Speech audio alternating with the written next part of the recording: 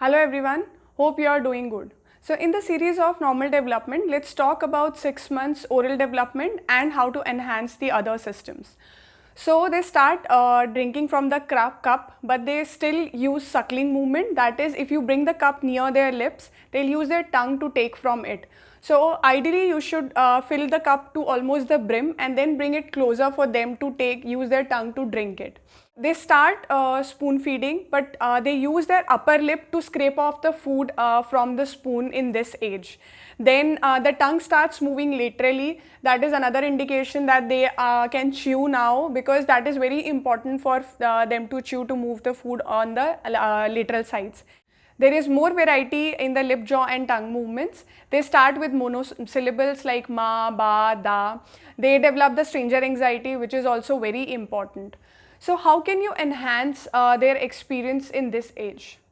Again, a lot of floor play. Let them enjoy.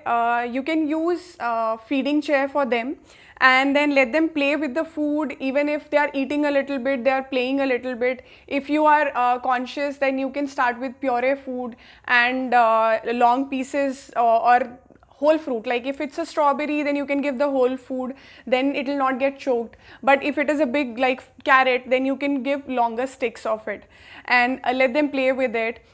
Playing outdoor in the grass is a wonderful experience. He's trying to feel the grass, increasing his touch experience, and he is trying to balance while moving on the sides, in the front, which are developing the responses in the body for the balance responses, or the response where he knows before the fall, so he makes his body or readies his body for that.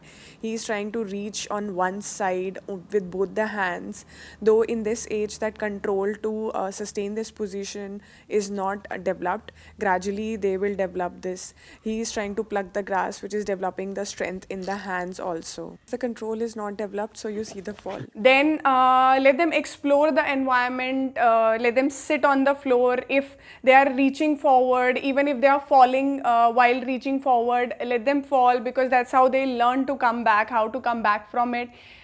You can assist them from their trunk also to come back up, and gradually they will do it on their own. Some of the kids might be more independent in sitting and might not fall, but still in this age, if they try to go back, they generally fall back.